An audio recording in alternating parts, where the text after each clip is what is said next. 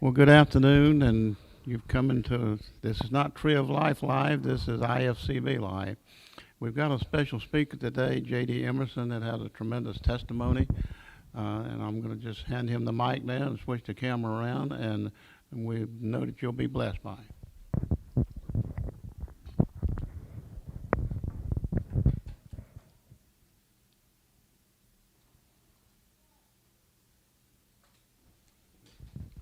Hello, my name is D Emerson. I'm an alcoholic. I am going to share my experience, strength, and hope today, how it was, what happened to me, and what it's like today. I ran away from home when I was 5 years old the first time, and I run all my life up until I had God come into my life through Jesus Christ. And the things that I say today is my story, and I don't know what happened to anybody else in their journey through life, but I had to change my whole attitude and surrender. I've finally come to the conclusion that I was depressed when I was 34 years old. I had had a good, steady jobs, made good money, and I run off down to the VA because I thought I was so depressed. When I got there, I went in and talked to the doctor and was laughing and telling jokes, which I found out later, depressed people don't do that. We talked for a while, and out of the blue, he asked me, "How much do you drink?" And I told him, I said, "I drink all I want. I never give up how much I drank." But when I drank, my whole attitude changed. I drank the traveling liquor, the fighting liquor, the romantic liquor, and the sorry liquor. Anyway, and I found out later why he asked me how much I drank. My nose was about as red as the red on the American flag, and it was puffy, and I found out that was an alcoholic nose. So we talked a while, and he said, "Come on, go with me." He took me upstairs and stuck a key in a door and opened it up, and I looked. And there wasn't no door handle on inside that room. And I thought, well, that's odd. Them people can't get out of here. It was people walking around in there. They couldn't even pick their feet up off the floor. They had to slide them across. They were so medicated. And he said, "Young man, these are depressed people. You're just feeling sorry for yourself. But I have a program here I think will help you if you'll stick with it." So that's how I was introduced to a program that led me through what I had to do to surrender to alcohol that I couldn't drink anymore. So I have a daily reprieve from not drinking any alcohol. My sobriety date is January 31st, 1981. That's over 42 and a half years ago that I had my last drink of alcohol. I don't even use mouthwash with alcohol in it. And it's through getting on a program that I learned how to straighten my life out. I had to admit that I was powerless over alcohol and my life was unmanageable. I had to come to believe that there was a power greater than myself that could restore me to sanity. And I had to make a decision to turn my will and life over to the care of God as I understand Him. The God of my understanding is Jesus Christ. And that's where I started my journey. I had to straighten my life up. I made amends to everybody that I'd ever done anything wrong to, that I could remember. I took that back, everything that I had taken from anybody that wasn't mine. I made restitutions and talked to people about what I had to do through my recovery. I had not been a very nice person. I was self-centered, egotistical person. And I'm going to clean this talk up a little bit. But the way I was self-centered, and I wanted things like I wanted them, and would do anything that I could to get them. And then I got beat down to where I didn't know which way to turn or what to do. I got involved in working with other people, telling them what had happened, what my life was like, and how I had come to find a God of my understanding. and how life is today. My life was miserable.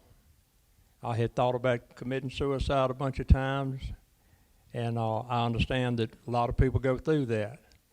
And it was through the grace of God that I never did do that deed. I'm here today to share my experience, strength, and hope. I have been to a lot of graveyards to make amends to them. And I found out when I make amends, I'm not doing it to the person that I'm making amends to. I admit to God, myself, and then I go and make amends to it when I'm led to do that. And it's not up to me how someone accepts my amend. I've done my part, and it's up to them to how they accept it. And I've made a few amends that didn't go very well. When I first started on this journey, I made it amends, and it blew all up in my face.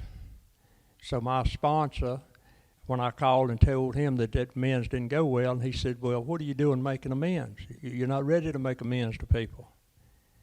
And he said, did you pray about it? And I said, no. He said, that's another mistake you done. You need to work this program here before you start making amends, and you pray about making your amends before you start doing it. And let you be led by the Spirit on what you have to say and how you say it. And since I've done that, I've never had anybody that didn't accept my amends. I paid back, like I have said, all the bad deeds that I had done to people, things that I had done.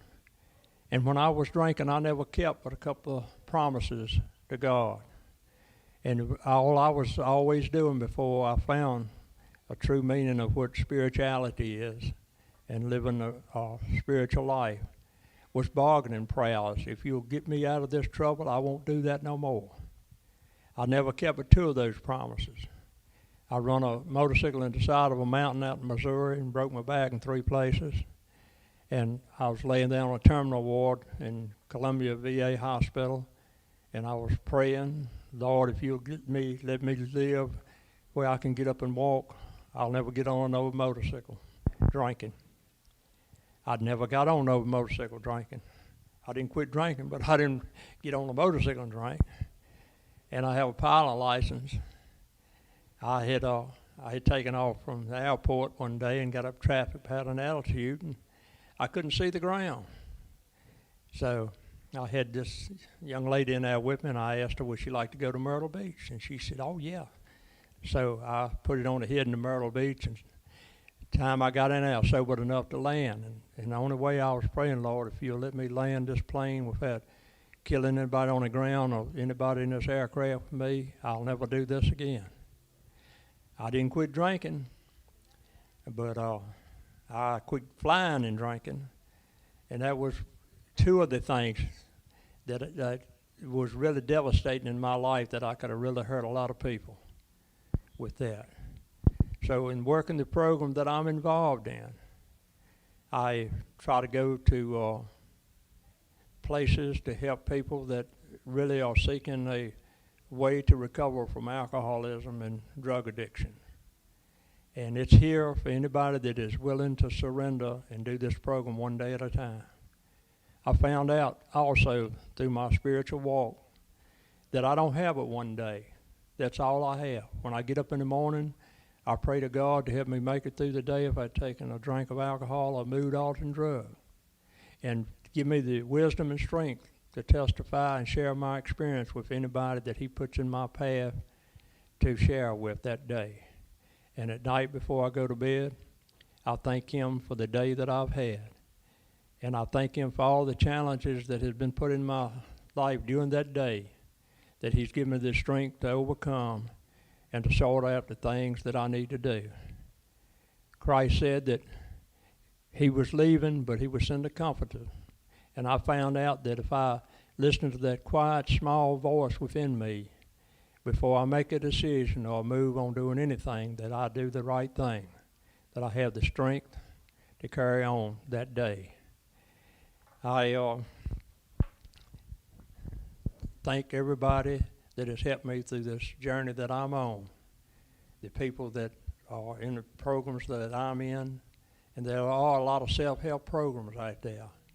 There's a lot of things that you can do to better yourself and to contribute to society. And I found that is what my life is all about on the spiritual journey that I'm on. That if I'm willing to help other people that are put in my path, then my day goes a lot better. I've also found out that I don't have one problem in life, and that's me. It's how I react to other people's actions determine how my life is going that day. If I act in a kind, loving way, then I have a very serene day. If that arrogance and self-centeredness comes out and I show a bad side of my attitude, then I have a miserable day until I stop, pause, and ask for serenity back into my life.